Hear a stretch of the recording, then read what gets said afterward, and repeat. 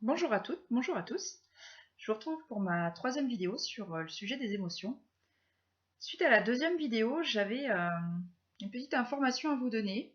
J'avais un petit secret à partager avec vous. En fait, ce qui s'est passé, c'est que j'avais stocké des choses lorsque j'ai fait cette vidéo et du coup, je voulais vous en parler. Je voulais vous confier un petit peu ce secret pour que vous puissiez comprendre ce qui s'est passé. La première chose que j'ai stockée, c'est la colère. Et ouais, j'avais fait du stock. Plein de stock. Du stock de colère. Si je reprends le message des émotions, la colère, c'est un besoin de respect, un besoin de reconnaissance. Quand le voyant clignote, c'est qu'on a besoin de respect et de reconnaissance. C'est qu'il y a quelque chose qui ne respecte pas vos valeurs, quelque chose qui ne vous respecte pas, quelque chose qui est important pour vous, qui a été bafoué ou non respecté. Et du coup, ce voyant s'allume pour nous dire attention, vigilance, tu as besoin de respect, tu as besoin de reconnaissance.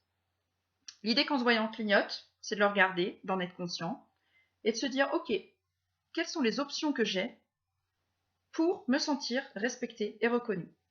Pour traiter le message, la piste va être d'aller voir ce qui génère de la colère en nous.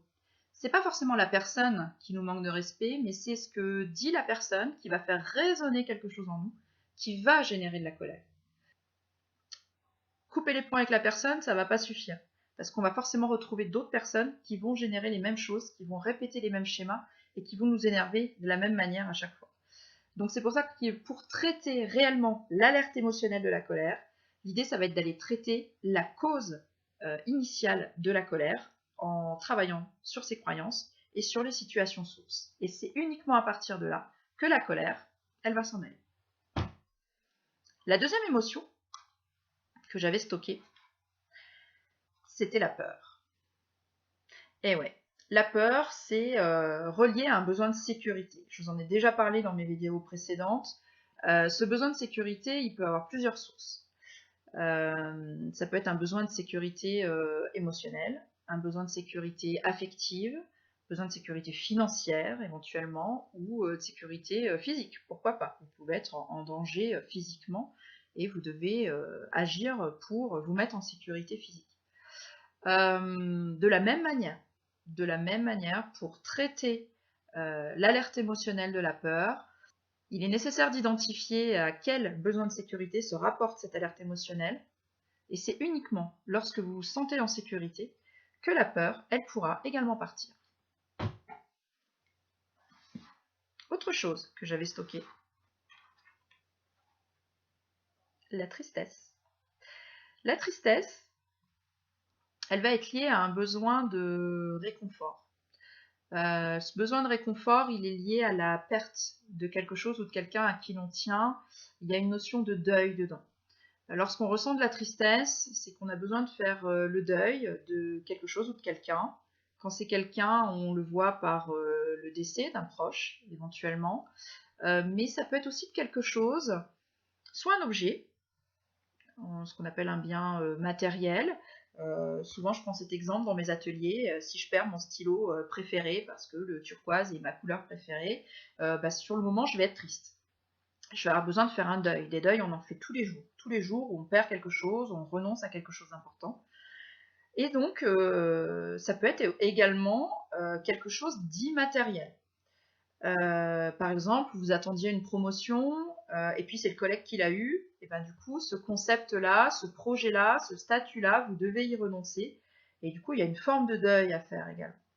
Donc, ce deuil-là, quand on parle de besoin de réconfort, l'idée c'est d'aller mettre des choses en place pour passer toutes les étapes du deuil jusqu'à arriver à ce qu'on appelle l'acceptation et au renouveau, au fait de pouvoir avancer une fois que la tristesse est purgée. De la même manière que les autres émotions, cette alerte elle est utile. Si à un moment donné vous avez besoin d'être dans la tristesse pour passer les différentes étapes que vous avez à passer, autorisez-vous à être dans la tristesse. Si vous devez passer une journée sous la couette ou une après-midi sous la couette pour pleurer toutes les larmes de votre corps, et bien vous avez le droit.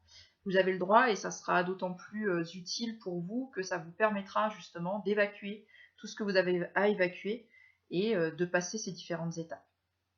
Du coup, une fois que vous aurez passé ces différentes étapes, vous allez pouvoir alléger la tristesse, et puis la tristesse peu à peu pourra disparaître parce qu'elle aura été traitée. Et du coup, de la même manière, la tristesse, elle pourra partir. Une autre émotion, parfois méconnue, que j'avais stockée, c'est un cocktail. C'est un cocktail qui s'appelle le dégoût. Le dégoût, je vous avais dit dans une vidéo précédente que généralement il se situait bien au niveau de la gorge. C'est un cocktail de tristesse plus colère. Le dégoût, il est lié à un besoin de réparation. C'est-à-dire que non seulement vous ne vous sentez pas respecté, mais en plus vous avez dû renoncer à quelque chose, vous avez perdu quelque chose. Souvent, c'est ce qu'on ressent dans le cadre d'une séparation. Dans le cadre d'une séparation, non seulement vous perdez la personne, vous perdez l'image de la relation amoureuse que vous aviez, du concept de couple que vous pouviez avoir, mais en plus, il y a un manque de respect. Que ce soit à votre initiative ou à l'initiative de l'autre personne, il peut y avoir une forme de non-reconnaissance ou de non-respect des valeurs, en tout cas que vous aviez, des valeurs de couple dont je parlais, et des valeurs de relation. Du coup, le dégoût, souvent, il est maltraité dans le sens où, pour éteindre l'alerte émotionnelle du dégoût, il faut absolument traiter la tristesse plus la colère en même temps. Si vous ne traitez que l'un ou l'autre, que la tristesse ou que la colère, l'alerte va rester allumée, le dégoût va rester, il ne partira pas complètement. Donc le dégoût, pour s'en débarrasser, pour vraiment s'en débarrasser, l'idée c'est de trouver des actions, de faire des choix d'actions qui vous permettront de répondre aux besoins de respect et de reconnaissance et également aux besoins de réconfort et de deuil. Voilà, donc c'est pour ça qu'on parle d'un besoin de réparation, de réparer une situation, d'obtenir réparation en tout cas d'une situation qui aura été vécue. Et le dégoût, on s'en débarrasse également. À chaque fois, lorsqu'on traite les alertes émotionnelles, l'idée c'est d'analyser la cause initiale qui va générer l'émotion chez nous. Qu'est-ce que ça vient réveiller dans la situation qu'on est en train de vivre? Qu'est-ce que ça vient réveiller d'antérieur, de passé, qui fait que ces alertes-là vont s'allumer? D'imaginer, d'envisager les options qui sont possibles, même les plus folles. Ça permet de libérer la tête, de libérer le mental, et puis ensuite de pouvoir passer à l'action. Il faut vraiment le cocktail des trois: émotion, analyse, choix possible et passage à l'action. J'espère que cette série de vidéos sur les émotions aura pu vous apporter des clés utiles dans votre quotidien. Je vous retrouve très prochainement pour aborder d'autres sujets et je reste à votre écoute pour répondre à toutes vos questions. À très bientôt.